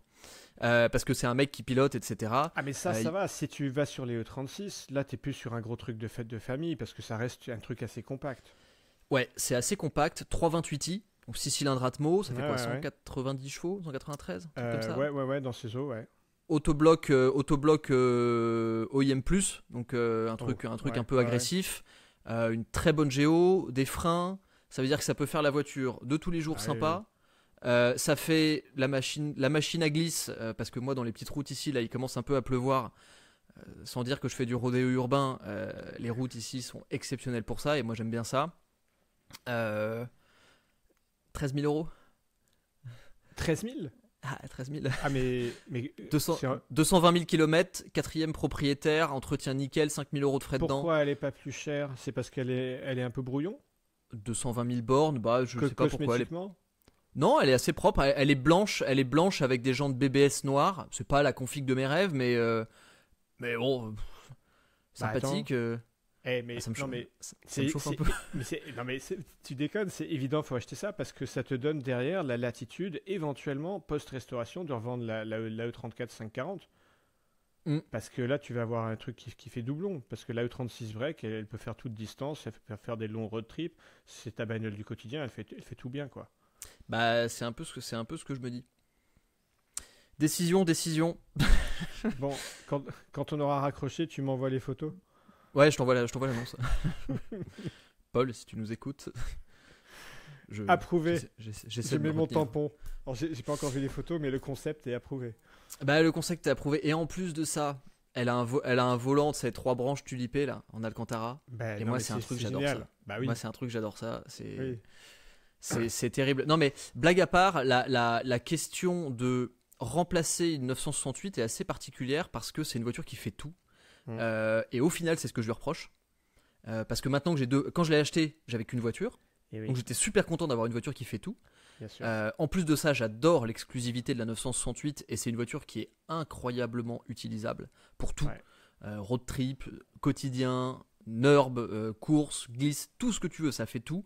D'ailleurs, c'est une voiture très incomprise à ce niveau-là. Mais aujourd'hui, vu que j'ai la 540 qui remplit un peu ce truc-là de voiture qui fait tout et qui en plus a plus de caractère que la 968 parce que V8, la voiture marche plus fort, elle est aussi moins rigoureuse, donc mine de rien plus rigolote. Et donc je me dis, soit j'achète vraiment une petite voiture un peu différente, genre une petite traction, une petite Clio RS, un truc comme ça, vraiment pour arsouiller sans me poser de questions dans les petites routes. Ou alors un truc un peu extrême, genre une Lotus. Ou alors une voiture qui va un peu faire tout de la même manière pour l'hiver, pendant que la E34 est de côté, quoi. Et au beau jour, je reprends la E34, je passe un peu de temps avec, et ensuite je la revends peut-être pour passer pour un truc plus extrême. Je sais pas. Bon, c'est des faux problèmes, hein, mais ça demande quand même un peu d'anticipation. Je pense qu'à 13 000 euros, tu peux pas refuser ce touring. C'est un peu ça qui m'embête, quoi. C'est sûr, en fait, le vrai problème, c'est ça, c'est le prix. C'est que je me dis, oui. attends, c'est parfait. Bah oui. Et tu payes d'abord, tu réfléchis ensuite. C'est un peu ce que je me suis dit. Sauf que du coup, ça fait. Je suis un peu une mauvaise influence sur toi. Oui. Absolument. Bon, on va laisser les gens commenter pour aider à ta décision. Ouais, mais c'est honnêtement, c'est assez difficile parce que je me trouve à être tellement précis sur ce que je veux que j'ai souvent du mal à prendre des décisions. Parce j'ai l'impression qu'il manquera toujours quelque chose sur une voiture que je veux. J'ai même pensé à tout vendre pour acheter une Alpine, tu vois. Why not? Je peux le faire. Ça se défend, ouais. Ça se défend vraiment. Mais ouais. je pense, comme il faut que je boucle cette boucle, je me suis un peu dit que ça, je le ferai l'année prochaine. Parce que c'est quand même 60 000 euros, c'est beaucoup d'argent. Même si en faisant des maths, je vends les deux, je vends les deux et plus d'un peu d'argent, j'ai l'argent pour le faire. Techniquement, aujourd'hui, je peux acheter une Alpine. Mais ça fait beaucoup, beaucoup de sous quand même. Bon, même si finalement avoir cet argent dans deux voitures, c'est pas plus intelligent. Mais bon, bref, c'est beaucoup d'argent. En tout cas, pour moi, c'est beaucoup, beaucoup d'argent. On passe aux questions. Passons aux questions. Je te propose de démarrer avec Max Jet qui nous dit: quelle est votre voiture de film préférée et pourquoi? Alors, Ah, je sais. ah bah, là, j'ai une idée de ce que tu vas dire, parce que forcément, nos réponses vont dépendre de nos âges respectifs. À mon avis, tu vas dire un truc que tu regardais quand tu avais autour de 13 ans, parce que c'est des années très influentielles. Ah, c'est le sourire de la Alors, reconnaissance, ça. oui. Alors, je pense que ça correspond à peu près. Ouais. Eh ben, je vais démarrer, parce que quand j'avais 13 ans, c'était Cannonball Run. Il y en a eu deux, des films américains qui retracent la course épique qui traverse le continent à Mhm. vitesse grand V et qui était menée dans ces films par une Lamborghini Countach pilotée par un duo de deux nanas qui, à Ok. chaque fois qu'elles étaient arrêtées par les flics, usaient et abusaient de leur physique avantageux. Et Mm. moi, quand j'avais 13 ans, ça m'a très impressionné, autant que la Countach. Donc ça m'a beaucoup marqué. Et j'ai envie d'en citer un autre rapidement, c'est 60 secondes chrono. C'était quoi, les années 2000? Avec Nicolas Cage Ouais, et, quelque et chose la, comme ça, la début 2000, Mustang je pense. 67 dénommée Eleanor, Ah ouais, ouais, c'est vrai qui que m'a fait gros effet au niveau de la sonorité. c'est vrai que la Eleanor, je pense que pour beaucoup de personnes, ça peut être une voiture de film préférée. Là, quand j'y pense comme ça, j'ai plusieurs voitures qui me viennent en tête. J'ai effectivement, alors moi, je sais très bien laquelle est la mienne, je vais le dire. Mm. Mais dans les voitures de films mythiques, je pense à plusieurs voitures. Moi, je pense à la Testarossa blanche Ah, de Miami Miami Vice. Vice. Mm. Je pense effectivement à la Eleanor, la Mustang aussi Bullitt Ah bah oui. de Steve McQueen. Mais moi, la mienne, c'est effectivement une voiture plus récente. C'est l'Aston Martin DBS boîte méca de James Bond dans l'introduction de Quantum of Solace. Donc Je c'est crois que pas c'est. celle qui fait des tonneaux dans Casino Royale? Alors, si, c'est celle-là. Attends, C'est la même? c'est la même. C'est l'intro de Casino Royale ou c'est l'intro de Quantum of Solace? Bon, je crois J'ai un qu'il faut doute. que il faut que les mecs nous aident dans les commentaires là. C'est pas compliqué. Attends, merde, j'ai un énorme doute, ça m'a pris au dépourvu. L'intro du film, de toute façon, c'est musique douce avec Daniel Craig où on voit, c'est filmé en Italie, je crois, où la scène part, qui est filmée probablement d'un hélicoptère au-dessus de la mer, et on voit qu'on s'approche d'un tunnel, et d'un coup, le, on t'entend qu'il y a le son de la voiture qui arrive, et d'un coup, t'as un passage de rapport de Daniel Craig qui conduit et qui est poursuivi par des méchants qui lui tirent dessus. Et là, c'est méga course-poursuite avec la DBS, en drift, etc. Et je me souviens de cette scène, et pour moi la DBS, c'est une voiture qui est tellement sublime et qui est tellement liée à James Bond, ouais, que pour moi, c'est cette voiture. Donc la Alors DBS, donc c'est la moderne, la c'est la DBS. moderne, celle de 2005-2006. Oui. Là. Parce C'est qu'il n'y ça. avait pas une scène où il prenait sa DB7 et c'était versus la 355 Ferrari? Si. Ouais, euh, il y mais a ça eu, c'est une autre scène du même film, je crois. Quantum of Solace. alors c'est pas dans Quantum of Solace, j'ai un doute. Bon, Bon, je vais me refaire tous les James Bond ce soir. on est Mais il y a clairement eu la pas Vanquish des aussi avant. experts. Il y a eu la Vanquish avec Pierce Brosnan, si je dis pas de bêtises. Mais bon, après, moi, ça c'est pareil, vraie question dans les commentaires. Quel est votre James Oui. Bond préféré? Moi, Et je avant pense que ça, c'est générationnel, mais moi j'étais très j'adore ému Daniel Craig. par l'Aston V8 Vantage de Timothy Dalton. Ah ouais, bah, Quand, il y a des, quand, il y a quand des il, batailles quand de il génération roulait encore. avec les pneus cloutés sur un lac gelé. Sur un lac. Ouais, Ouais. très bien. Et moi j'aime bien Daniel Craig. C'est peut-être côté moderne. Hmm. Ok, bah écoute, moi j'ai une autre question Yes. qui nous a été posée sous le dernier épisode. D'ailleurs, merci pour toutes vos questions. On va en sélectionner quelques-unes à chaque fois, on pourra pas les prendre toutes. Mais Max Bra qui dit: Salut les gars, super podcast, merci. Petite question, si vous deviez choisir une voiture européenne, une voiture japonaise et une voiture américaine, entre parenthèses, dont vous parlez très peu, ce seraient lesquelles et pourquoi? C'est vrai qu'on parle pas beaucoup des voitures Heureusement américaines. qu'on vient de citer Eleanor pour sauver les meubles. Oui, ah bah voilà, eh ben, Ça oh. tombe bien. Choisir voiture européenne, voiture japonaise et voiture américaine. Mhm. J'ai l'impression que je vais balancer des poncifs, moi, mais. Ouais, bah, on répond un peu en simultané. Vas-y. Allez, voiture européenne. Bon, ça va être ma Porsche 996 C2, bien optionnée. Une japonaise. Bah alors, ça dépend du budget, mais si on n'a pas de limite Ouais, on va de dire budget, budget. quoi, raisonnable. Donc j'ai pas le Ouais, droit à une NSX type R. Bah voilà, c'est un peu ma réponse aussi. Non, mais même une NSX normale, j'ai vu ta vidéo quand tu as essayé celle qui était Ouais. maquillée en type R. Anti-pair, ouais. Et ça me va bien. Hein. J'ai pas besoin de C'est chercher très, très cool. une authentique. C'était C'est ouf. fantastique comme voiture. Je Ah pense ouais, qu'une ouais. une vraie NSX Tipper, je pense que c'est exceptionnel. Et je regardais il y a pas longtemps, tu sais, t'as une chaîne YouTube japonaise, enfin qui était un média qui s'appelle Best Motoring, et où les Oui, mecs ils font des courses avec c'est des avec dingos. des voitures mythiques, et les mecs ils roulent. Si vous avez jamais vu ça, bon, je pense Ouais, que la ouais, plupart ouais. d'entre vous ont déjà vu, mais si vous avez jamais vu ça, les Ah, mecs mais... ils prennent, donc c'est au Japon, je pense que c'était dans les années 2000, ils prennent toutes les voitures qui à l'époque étaient vraiment en tête d'affiche, et Ouais, ils font des courses à fond sur 10 tours. Et donc tu ouais, te retrouves avec des battles genre F50, ouais. Murcielago manuel, NSXR, McLaren Roof. F1, Oui, s'il te les plaît. mecs ils roulent, mais ils roulent mais C'est des comme si frappes à leur dingue. vie en dépendait, Ils sont en mode qualif, limite en avec train de des toucher caisses. les portières. Et, Ouais, ouais. je parle de ça parce que dans beaucoup de ces vidéos, il y avait la NSX Tipper. Oui. Et très souvent, la NSX Tipper garde le lead de la course pendant pas mal de temps, Mm. malgré une puissance largement défavorable par rapport aux grosses cylindrées. Et Mais oui. alors pour moi, pour revenir à la question voiture européenne, alors pour le coup, moi je vais tricher, je vais dire pas de, euh, je vais pas dire de budget.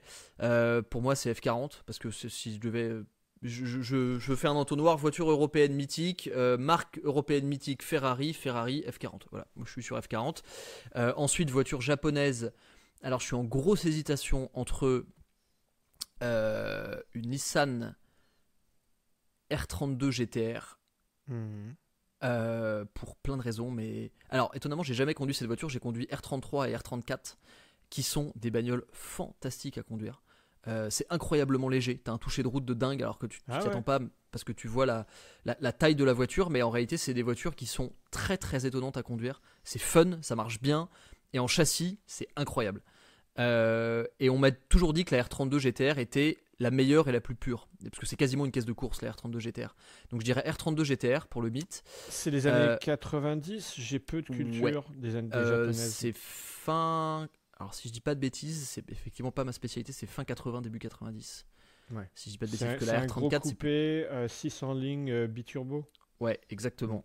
Biturbo. Et c'est des autos qui sont mythiques. Et j'adore le look. Et t'as un côté un peu. J'associe ça un peu au côté vraiment.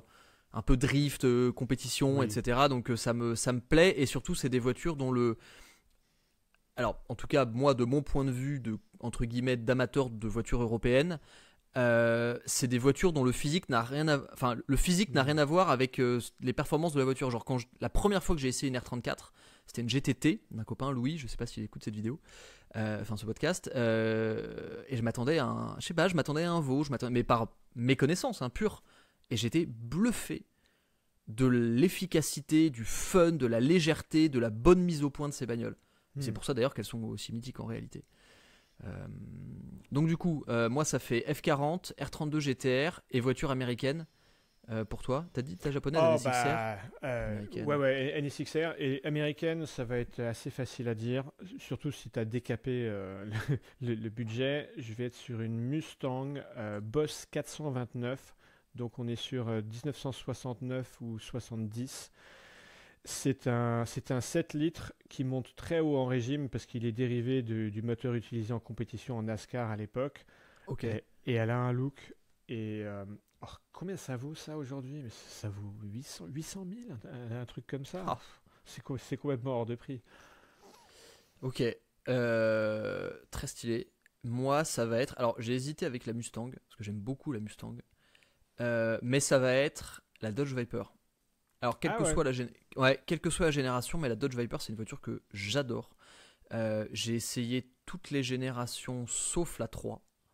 Donc, j'ai essayé toutes les générations sauf la SRT10 avec les Mhm. échappements latéraux là. Euh, et c'est une caisse que j'adore.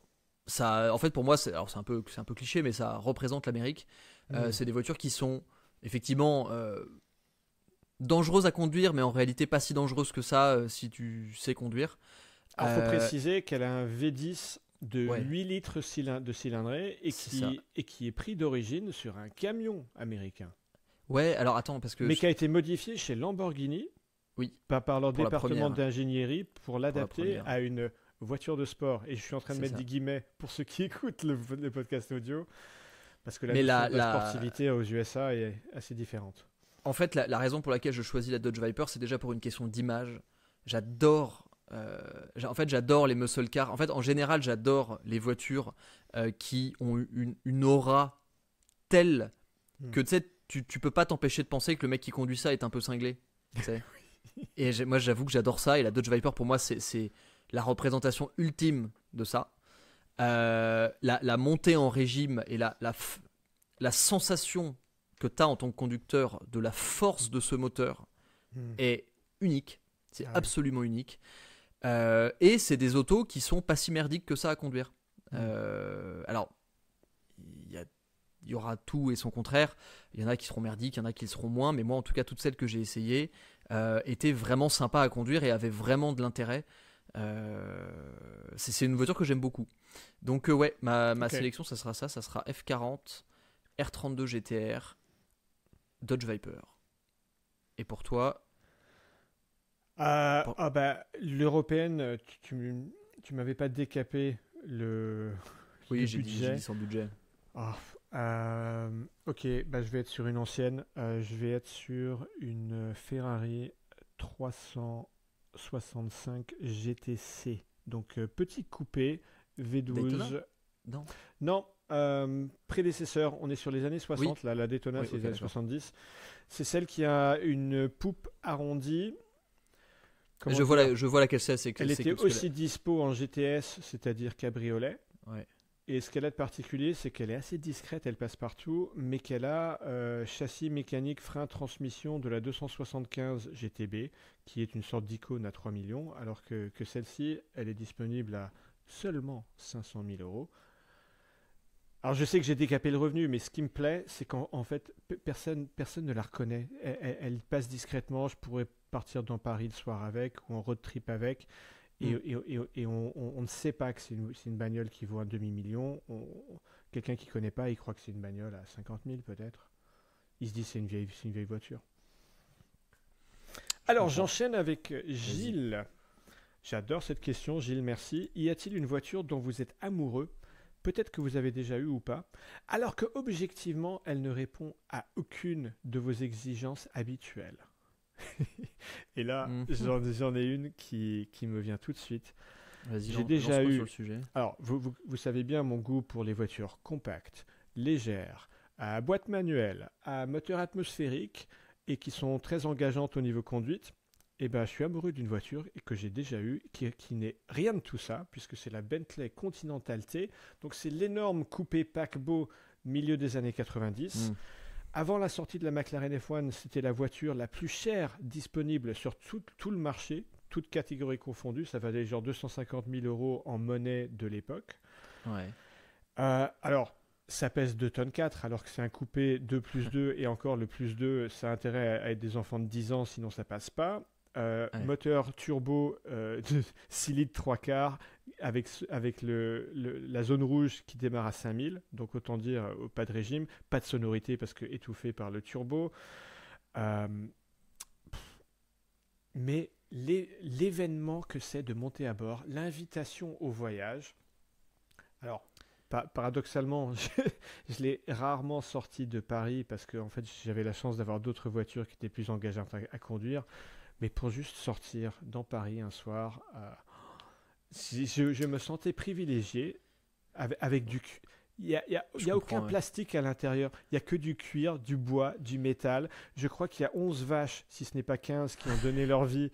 Alors, c'est pas très écologique ce que je dis, mais la voiture, elle existait déjà quand je l'ai achetée. Donc, la démarche RSE de ce podcast étant assez limitée, on t'en tiendra par rigueur. Voilà, c'est ça ma réponse. Mais oui, alors effectivement au début je voyais pas trop où la question allait, mais en fait c'est une évidence. Je corrobore l'idée de la Bentley parce que pour avoir essayé plusieurs Bentley, je trouve ça absolument génial. Là où Rolls-Royce me parle un peu moins, étonnamment, pour une raison assez simple, c'est que alors j'ai pas essayé beaucoup de Rolls-Royce, j'ai pas essayé beaucoup de Bentley non plus, mais suffisamment pour comprendre que la philosophie des voitures est quand même assez différente. Les Bentley sont en général beaucoup plus dynamiques. à conduire. Alors, Ouais. on met des guillemets évidemment, Ah non, non, non, mais, non, non, non, on retire mais les guillemets. Même à l'époque, ma Continental T, alors d'un point de vue toucher de route et direction, j'avais ouais. l'impression d'une M5 E39. Ah ouais, bah finalement, c'est ça. C'est tout à fait étonnant. Ouais. Et bah tu vois, moi j'avais eu cette réflexion l'année dernière. J'avais emmené une Bentley Continental Flying Spur, donc la berline, la toute dernière. Vraiment, c'était la finale édition au Nürburgring. Donc je suis parti de Paris, je suis allé jusqu'au Nürb. Alors j'ai pas roulé sur le Nürb avec, Ah, mais ok. autobahn, tout ça, tout ça. Ah ouais. Et ma grande question, j'avais jamais essayé une Bentley moderne, j'en avais essayé plutôt des anciennes, enfin ou tu sais, des Continental GT de 2005 ou des trucs comme ça. Ouais. J'ai trouvé ça cool, mais c'était des essais rapides. Là, j'ai vraiment vécu avec la voiture pendant une semaine. Et ma grande question, c'était est-ce que donc ça vaut 300 000 euros. Donc tu as un moteur W12 biturbo, 600 chevaux, 900 Nm de couple, machin, ça, t'as 150 matériaux différents et je sais pas combien de séquoias qui ont été tondus pour avoir l'intérieur. J'exagère, mais c'est pas loin. Ouais. Et je m'étais dit, bon, objectivement, aujourd'hui, si tu veux vraiment une voiture de luxe ultra confortable, t'achètes une classe S. On va dire objectivement. Voilà. Et je me suis dit, qu'est-ce qui peut faire que cette Bentley vaut 150 000 euros de plus? On parlait tout à l'heure d'expérience par rapport au prix, de niveau d'expérience par rapport au prix. Je me suis dit, qu'est-ce qui peut faire que cette Bentley apporte 150 000 euros d'expérience de mieux qu'une classe S? Je me suis dit, c'est pas possible. Objectivement, je me suis dit, c'est pas possible. Bah, j'ai passé une semaine avec la caisse, je ne voulais pas la rendre. Ouais. Déjà, je me suis jamais senti aussi riche en m'asseyant dans une voiture. C'est extraordinaire. Tu t'assieds là-dedans, mais tu as l'impression d'avoir acheté le Qatar. C'est Ouais. génialissime. Et c'est un vrai truc. C'est-à-dire que vraiment, la voiture te Ouais. donne cette émotion. Tes problèmes s'envolent quand tu es assis là-dedans. C'est Ah, mais génial. Et, je et confirme. ensuite, tu la démarres. Alors, le V12, en l'occurrence, là, c'était une version speed, je crois. Donc, tu avais un échappement sport. Donc, déjà, en fait, c'est tout dans les détails. Tu as le bruit du démarreur. Ce démarreur, t'as un bruit de démarreur très caractéristique sur les V12. Un gros son un peu long. Puis là, bon, et ça explose. Et ça faisait ça gueulait bien. Et ensuite, tu as la conduite. Alors, le machin faisait 5,30 m, 2 tonnes 4, je crois. Ouais. C'était étonnamment dynamique. Mm. Vraiment agréable à conduire. Une voiture stable, précise dans les virages. J'ai même réussi à glisser avec, pour dire. Ah, pareil. Dans le J'ai. centre de Paris, j'étais en travers sur certains carrefours avec ma Continental T. Bah, C'est une bagnole de voyous en fait. alors oui, oui, oui. Alors la De Bentley, voyous en smoking. fallait l'envoyer un peu, mais pour l'anecdote, bon, c'est quelque chose que je dis pas avec une grande fierté, mais c'est quand même rigolo. Moi, c'était sur un des ronds-points qui sont devant le Nurb, là. On était 2 nuits, on était 4 dedans. J'ai envoyé une immense dérive. J'ai fait quasiment un demi-tour de rond-point à 4 dans la caisse et ça l'a très bien fait. Ouais, ouais. Et vraiment, cette bagnole, je me suis dit, la vache.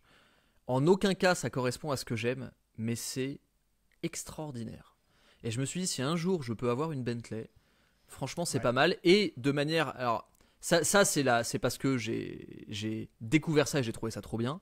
Mais il y a une autre voiture qui je pense, j'espère l'avoir vraiment dans ma vie et c'est déjà plus raisonnable. C'est dans la même veine, c'est la Mercedes CL.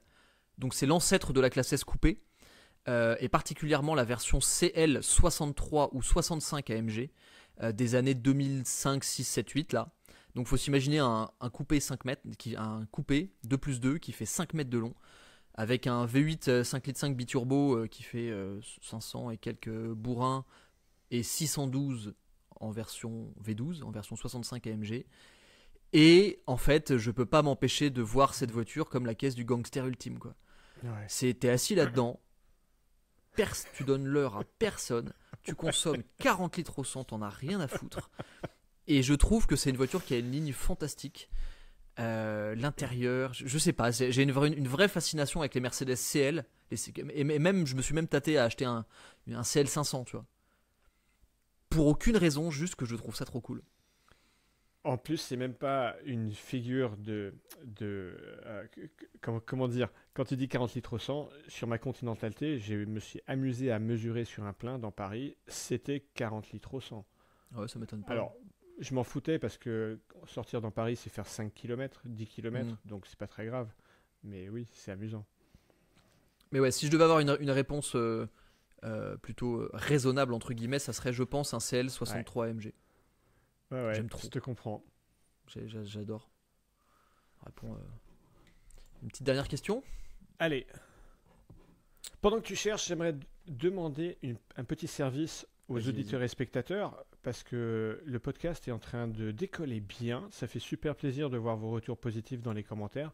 J'aimerais vous demander une petite chose pour aider au décollage, c'est de le recommander à un bagnolard pote à vous. Vous cliquez sur forwarder ou transférer et vous faites un transfert par WhatsApp à un pote ami fan de bagnole et ça aidera la montée du podcast. Merci. Franklin la tortue géniale. Ça Non. sent le. Si, véridique. Franklin la tortue géniale. Qui nous dit salut à vous, j'ai 2 petites questions. On va en prendre une. À votre avis, pourquoi fait-on moins de traction sportive type Mégane 2 RS 308 GTI, Cupra, Civic Type R de nos jours? Malus écologique, désintérêt des clients ou excuses débiles des constructeurs? J'ai envie de dire les 3, mon capitaine. Ouais, c'est un peu un panaché, ouais. Ouais, je pense que si effectivement il devait y avoir une cible, enfin la cible ultime des voitures qui doivent disparaître, je crois qu'on est pile dedans. On est dans la voiture qui s'adresse à, alors je vais mettre des guillemets dans ce que je dis, mais on va comprendre, une classe moyenne, c'est-à-dire des voitures qui vont coûter entre 20 et 40 000 euros, donc on va dire relativement abordable, même si aujourd'hui il n'y a plus rien qui est abordable. Je dis ça dans le sens où la Porsche à 150 000 euros, la personne qui va acheter la Porsche à 150 000 euros a potentiellement plus les moyens de payer un malus. Je reste dans des potentiellement. Mais c'est des voitures qui aujourd'hui correspondent plus du tout, enfin, et qui ne peuvent pas échapper aux régulations imposées par l'Union européenne. C'est pour ça qu'elles ont disparu, quoi. C'est des voitures qui coûtent extrêmement cher. Tu vois le prix d'une Golf 8 R aujourd'hui. Oui, c'est pas la demande qui s'est envolée, ce sont les règles du jeu qui ont changé. Bah oui. Et c'est pour ça que les modèles d'occasion, on le vend en poupe, parce que la demande qui continue se répercute sur une cible restreinte de modèles d'occasion. Ouais. Et d'ailleurs, enfin. Donc en fait, oui, c'est les 3. Oui, on a répondu à la question. Néanmoins, je vais apporter un truc. Et d'ailleurs, c'est ce qui fait que toutes les voitures, toutes les petites tractions, parce que c'est comme ça qu'on va les dire. Enfin, remarque, certaines, genre une Cupra par exemple, je sais pas, ça va faire 300 chevaux. On n'est plus trop dans la petite traction. Pareil pour les dernières Civic Type R, on est dans des voitures qui sont incroyablement performantes, même une Mégane RS d'ailleurs. Mais sur les versions un peu plus anciennes, genre les Mégane 2 RS ou les anciennes Civic Type R, on voit aujourd'hui le prix des voitures en occasion. Ça coûte super cher. Parce que les gens savent que c'est bien. C'est des voitures qui sont pas trop lourdes, qui sont performantes, qui sont fun. Je regardais le prix des Clio 3 RS. Si tu veux un bel exemplaire qui n'a pas 200 000 km, mais c'est 20 000 balles. Ouais. Et une 205 GTI, c'est souvent bien plus encore. Ah ouais. Je regardais même les 205, parce que un ami qui a acheté ça il n'y a pas longtemps, une 205 CTI. Donc les cabriolets, les GTI cabriolets, super petite voiture, super jolie et tout. Pareil, il a payé ça 17 000 euros, je crois. Et encore, elle avait des bornes. Mais ça coûte une fortune. Donc, réponse à ta question, Franklin la tortue géniale, j'espère que tu sais faire tes lacets. Pourquoi moins de traction? Parce que ça correspond plus du tout au marché et les gens ont juste pas les sous, quoi. Puis accessoirement, les tractions, il y a à part...